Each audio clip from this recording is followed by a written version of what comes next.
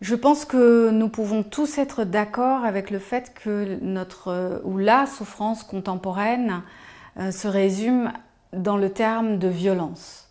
Violence psychologique, violence relationnelle, violence physique, incivilité et bon nombre de manifestations de cet ordre dans notre société est visible. Je pense que chacun d'entre nous en souffre quotidiennement pour certaines personnes, régulièrement pour d'autres. Nous vivons indéniablement une période de crise. On sait que les crises, c'est un monde qui se transforme. Et nous sommes tous et toutes responsables de la sortie de crise, parce qu'on parle beaucoup de la crise actuelle, de la violence qui ne fait que s'accentuer, du chaos qui est manifeste à n'en pas douter. Mais en fait, ce qui est important, je pense, et très optimiste dans le sens réaliste du terme, c'est de se dire, ok, comment on pourrait sortir de cette crise? Ce serait quoi la sortie de crise? Et comment individuellement on peut s'y préparer? Et je pense qu'en fait, c'est quotidiennement. On peut, chacun et chacune, être conscient de ce chaos et de comment nous pouvons faire notre part pour orienter les choses vers une sortie de crise qui tende vers le haut. Je pense que toute personne qui s'intéresse à la psychologie, au bien-être, à la philosophie, est touchée par le respect du vivant, le respect des humains, la non-violence. En tout cas, moi, c'est à ces gens-là que j'aime parler et c'est de ces sujets-là que j'aime parler. Ça a été une de mes motivations à écrire Les hypersensibles spirituels, ces intuitifs au cœur d'or. C'est pour permettre aux êtres sensibles qui souffrent de cette société chaotique, de cette société violente, de leur permettre d'avoir des points d'appui, des pensées, des pratiques, et des perspectives positives et lumineuses. J'aime à dire en fait que nous ne sommes certainement pas ici en ces temps troublés maintenant par hasard.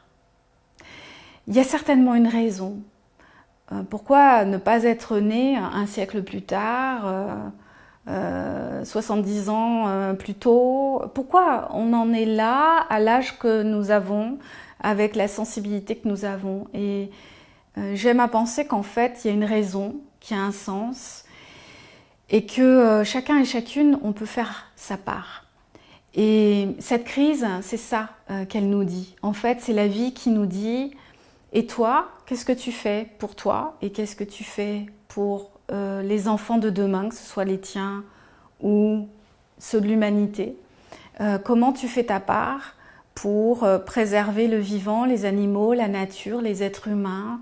Comment tu diffuses autour de toi des bonnes ondes? Comment tu partages avec générosité? » Et souvent les êtres pensent que c'est des gouttes d'eau, que ça sert à rien. Mais si, ça sert. Parce qu'on ne sait jamais la trace qu'on laisse. On ne sait jamais un geste, une parole, une attention et une intention. Ça peut transformer quelqu'un. Ça peut lui faire prendre des décisions magnifiques. Et donc, on n'a pas besoin d'être à la tête d'un gouvernement, on n'a pas besoin de gravir des montagnes, on n'a pas besoin de partir à l'autre bout du monde. On peut là, maintenant, tout de suite, contribuer à un monde meilleur parce que moi, je crois beaucoup aux petites gouttes d'eau, aux vagues. Un océan, c'est quoi? C'est des milliers et des milliards de vaguelettes. Nous sommes des petites vagues et si on s'y met tous, on peut contribuer à un monde meilleur. Et donc, notre société aujourd'hui, elle souffre d'une violence constante, quelle que soit sa forme. Nous en avons particulièrement conscience quand nous sommes hypersensibles. Et je pense que si on s'y met tous à avoir davantage de conscience dans nos relations, dans nos actes, et aussi la bientraitance avec nous-mêmes avant tout, parce que finalement, ce chaos extérieur est aussi le reflet de nos chaos internes. Si on crée une paix intérieure, si on pose aussi des actes de non-violence vis-à-vis de nous-mêmes, ça va se répercuter sur notre entourage.